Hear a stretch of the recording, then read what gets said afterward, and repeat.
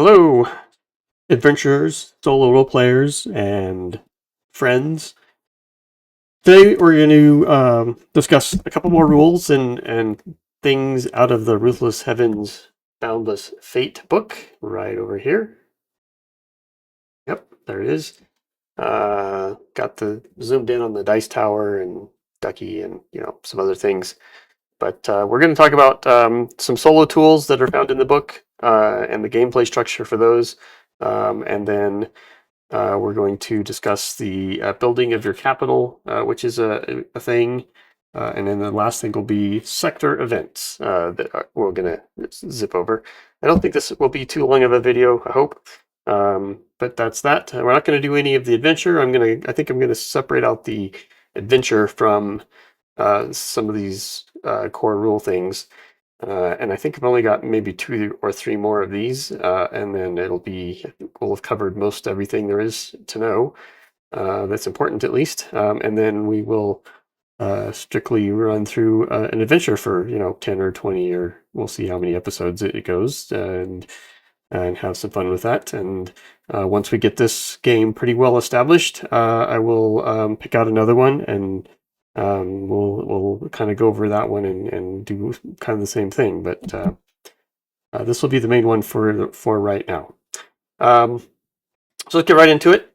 We have the solo tools. So the solo tools are found across about 10 or 11 pages in the book, 159 to 169. They are right in here. So they come with everything that you need to play the game in a solo mode. With just there's a page somewhere in the middle here. 159. Oh, here, I'm on the page. Okay. Right here.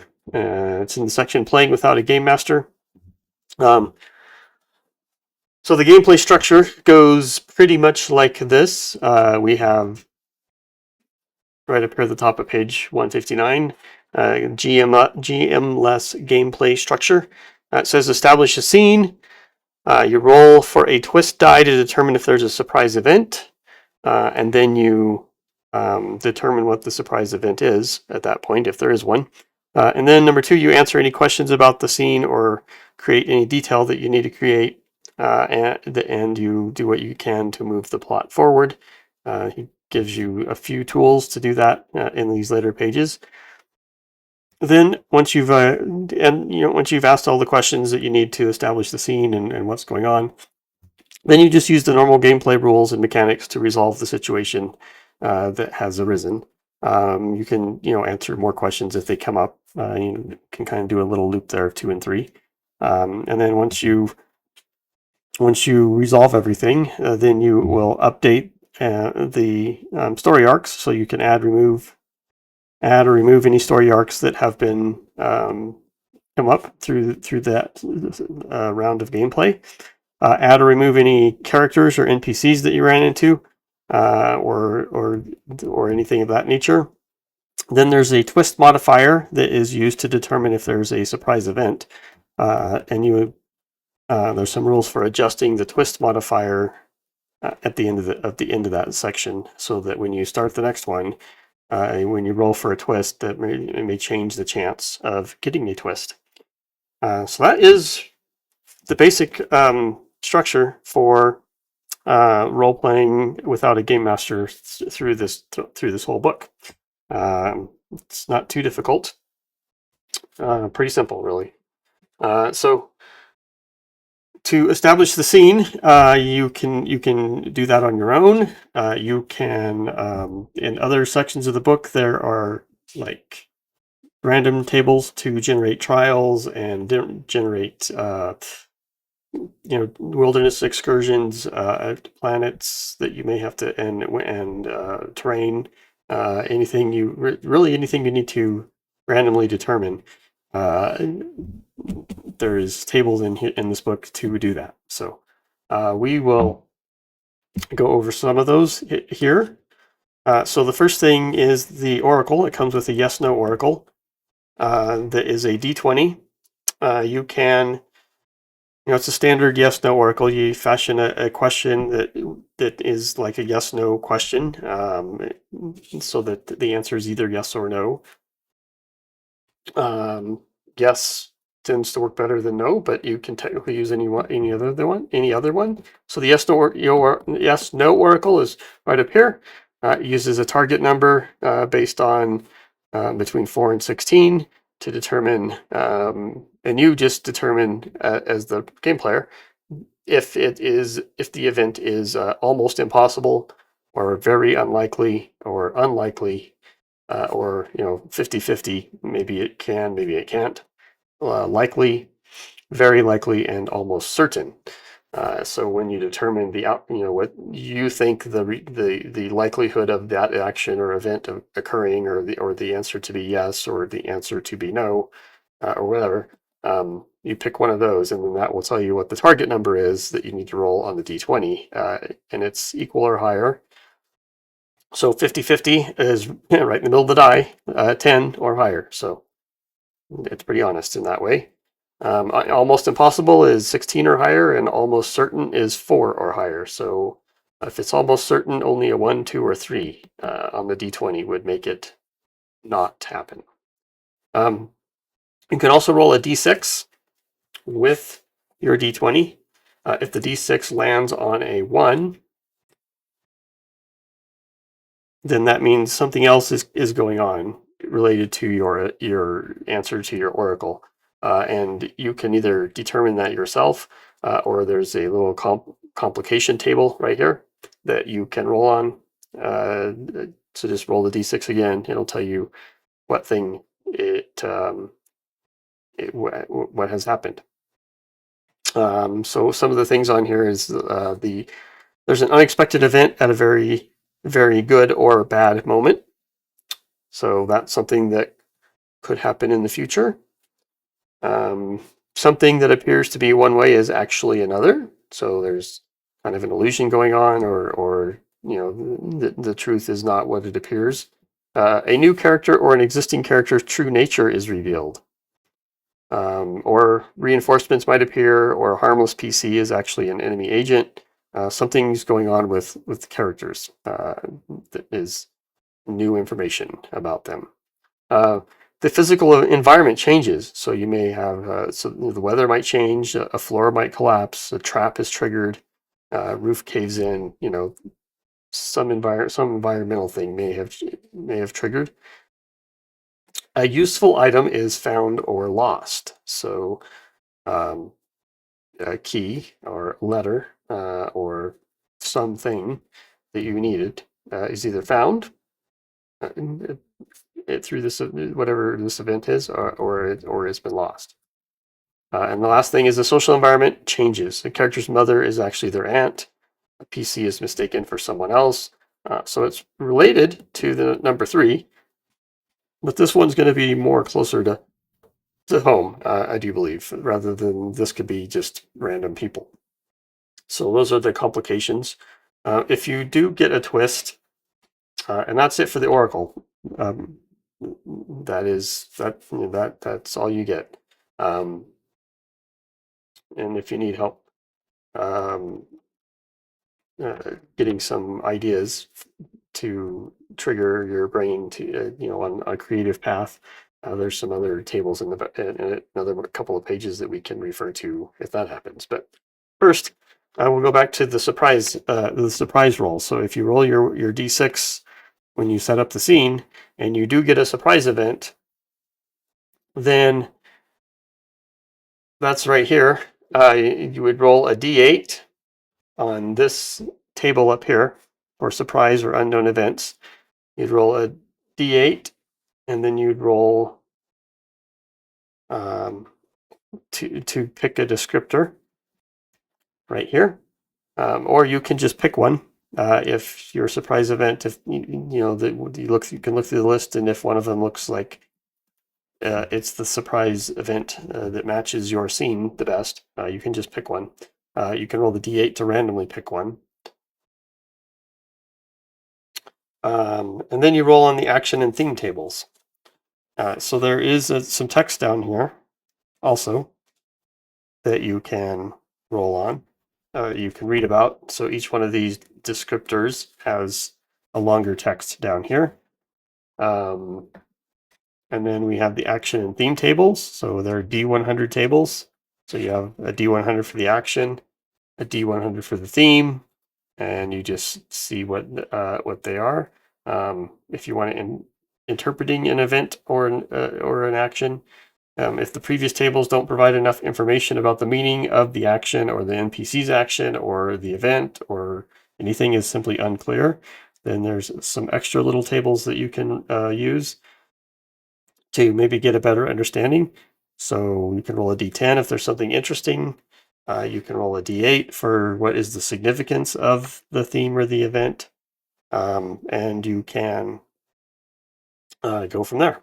So there's that. There's also some additional columns over here from the descriptor.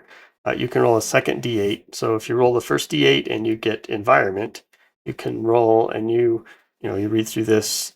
And you're not sure what part of the environment. Nothing really seems to spark a thought on you. You could roll another d8 and it will give you a little more of a descriptive thing related to the environment that might be. And again, you could just pick one of these.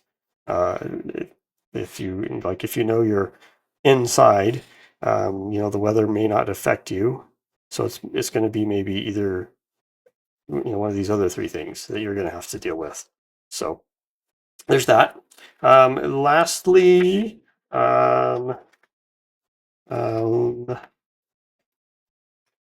while you're resolving the using the game mechanics and resolving the story, you can use a random action resolution if you ever need to randomly determine an action's outcome without the attribute or the skill check.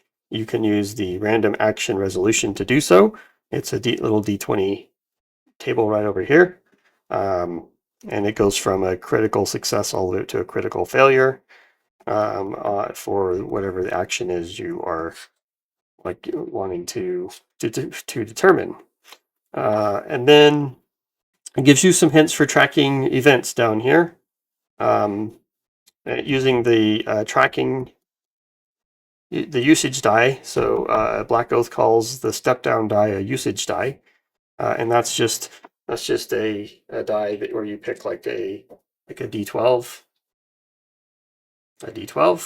and you just roll it. We get a 3 through on some regular cadence every day, or every time you rest, or whenever you sleep, or whenever you finish combat, or when you can determine what the trigger is to cause a roll, and you just keep rolling it every time until you get a 1 or a 2, like we got right here. So if we were rolling the d12, if we get a 1 or a 2, then we would go down to the d10.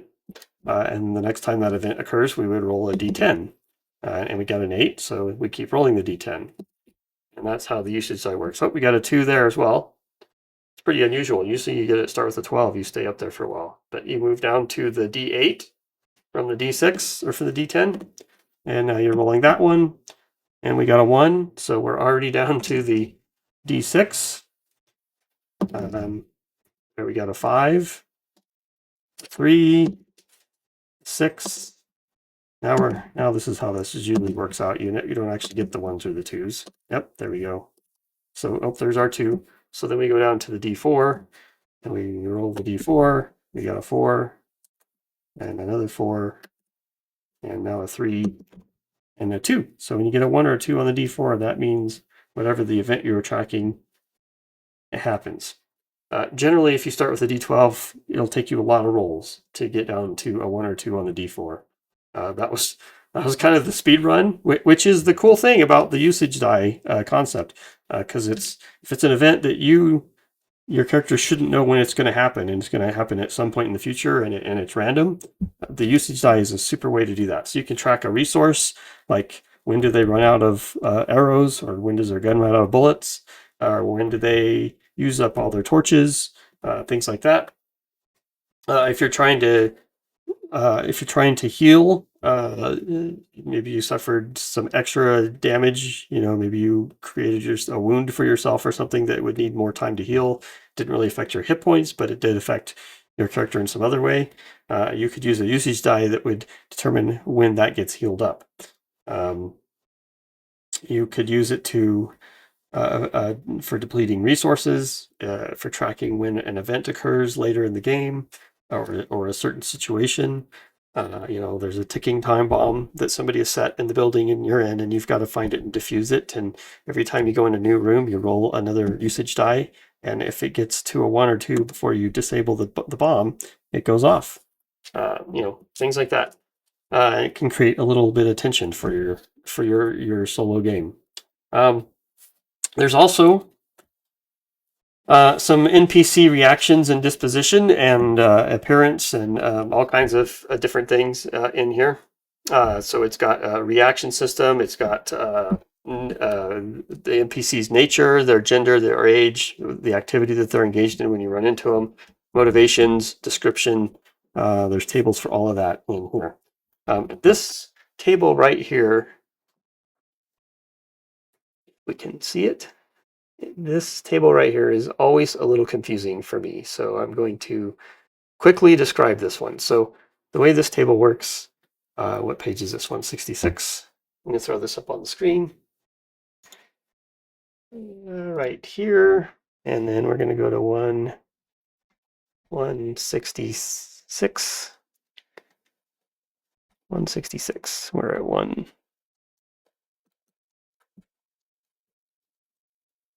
This is the only thing that is kind of a little bit difficult to me in this book. This table right here, the initial NPC reaction. So the way this table works, you roll a d10. If you get a 2 or a 4, then you're in this row, right? That first row right there, that whole row. If you get a 5, 2, or a 7, then it's uncertain, and it's this whole row in here. And if here it's an 8 or 9. And the way this works is if you get a 2 or 4, it says possible attack, roll again. So that means roll a d10 again. And then now you're on this d10 right here. If you on this d10, if you get a 1 through 6, then it's an attack. So if you if you get a 1 on the d10, it's an immediate attack. You don't even have to roll on any of these things. So I skipped over the 1. 1 is the top, immediate attack. 2 to 4 is a possible attack. You roll again. On that d10, it's only a 1 or 1 to a 6. There's an attack. 7 to 10, it's still uncertain. You roll one more time. That's the next one over in the middle. And that's the D10 where it's a 1 through 4, 5 through 7, and 8 through 10. And if it's a 1 through 4 on this one, you get an attack. So you could get a 2, you get a 3, then you can get an 8, then you can get a 2, and then you'd finally get the attack would finally happen. Or you could get a 2, which means a possible attack, and you could get a 10, which goes down here, and you could get a 6, and they just turn around and leave. They don't even deal with you. And then you still have a friendly potential option, even if you roll low here. So it's kind of neat. And then again, the other ones work the same way. So 5 to 7, you roll again.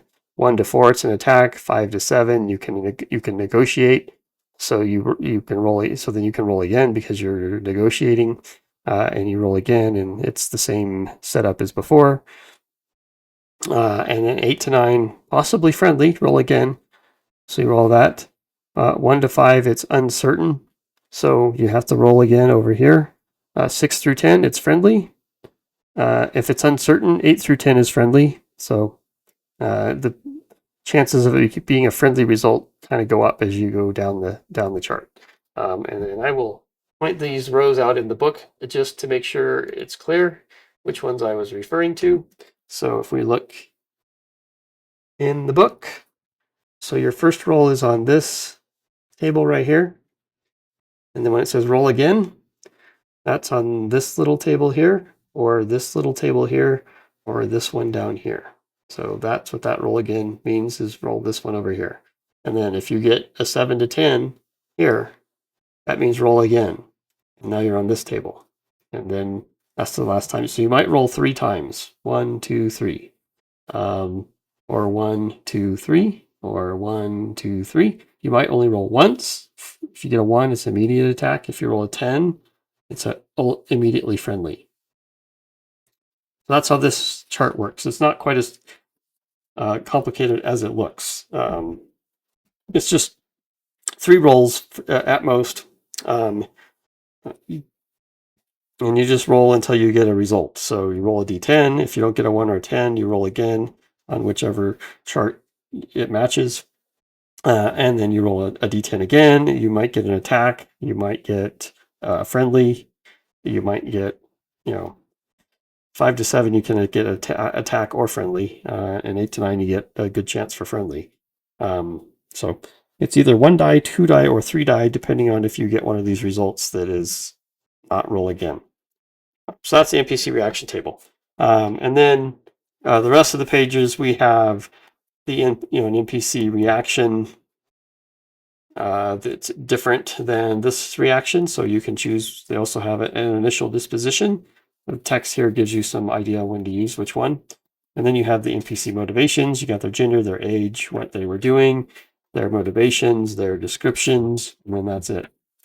And that is all the solo tools in the book. The only other thing is when you finish the scene, you update the story arcs. So that's on page 162. You update the story arcs. So if there's any stories within the scene that have been created through this loop, you would add them to your list of stories. And if you've completed any of them, you would remove them from your list. If all of the stories have been completed, then that would be the end of this scene. And there's some stuff you do at the end of the scene. So, but we'll assume we still have more story arcs to complete in the scene, and we're going to restart the process. But the last thing you do after that is, well, first you add any characters that you ran across to your list of characters. So you keep some story arcs, and you keep a list of characters, and you add to and remove from those at the end of each story arc that you complete towards the end of that thing. And then you update the twist chance. You adjust the twist chance, and the rules for adjusting the twist chance are right up to the beginning when it talks about the scene. So it says at the end of the scene, the players must evaluate if they were in control of the situation. And if they were not, then the chance of the twist die goes up by 1. So when you first enter a scene, the twist chance is 1 in 6. So you roll a d6. If you get a 1, you have a twist. At the end of that scene, if players think they were out of control and the situation was more in control than they were, then the twist chance goes up by 1. So that would be 2 in 6 chance. So then when you roll the d6 at the beginning of the next start of the next loop, you would have a 1 in 3 chance of having a twist. And then if at the end of that, if you're still not in control of the scene, then it goes up to a 3, and that's the max. So it's either a 1, a 2, or a 3. So once it gets to 3, it can't go up any further. And there's no way for it to go back down. So once it goes up to 2, it stays at 2 until you complete the scene. So there is that determination. And I think that's it for this. So the next thing I want to talk about is building your capital. So your capital is back on your planet that was taken over by the Ruthless Heavens when they first arrived, and you ascended and became the hero for your planet. You're supposed to go back and travel to your capital and upgrade it, and it has and increase its defense rating and various things, because things can happen to it while you're gone.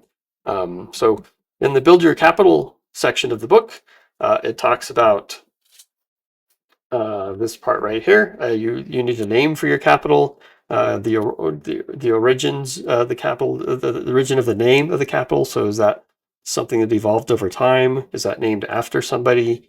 And, what was the origin of the name? What does your capital look like? And who lives there?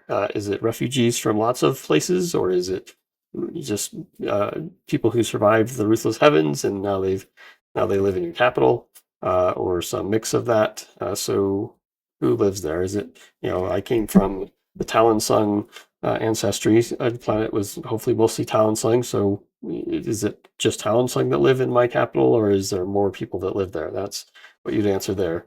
Um, these really have no effect on the game, other than add some flavor, and kind of more immerses you into this world that you're in. And if you want to enjoy the game, I highly recommend you do all these things, just because it kind of brings, first of all, it kind of brings out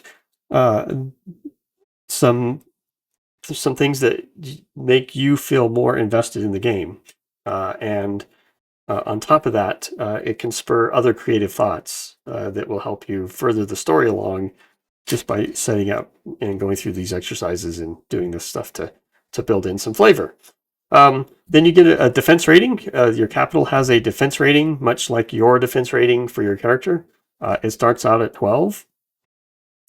And then it can go up from there. But that's that. When you return to your capital, which the book recommends you do this every time a scene ends, you return to your capital. You can do that or not. It says you may, so you can opt to not go back. I think I would throw in a rule that if I could go back and I choose not to, there's an event that still happens while I was gone. So if I complete 3 story arcs before I go back, I might need to roll 3 times on the events, capital events table, because I chose to stay away so long. Multiple things may have happened, and that could create extra complications for me if I wanted to build that into my game. Or just every time you go back, you do the management phase. So the management phase, when you return to your capital, is just 2 steps. You roll in a table for a capital event. Excuse me, a capital event. Capital events are it's a table of things that can happen. Factions may try to invade. Troops might be moving around. Some disaster may have struck your capital. Maybe something good happened. There's good and bad on that event table. It's not all bad things.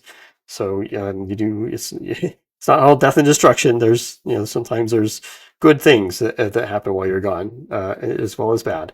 And then you have the option to build structures.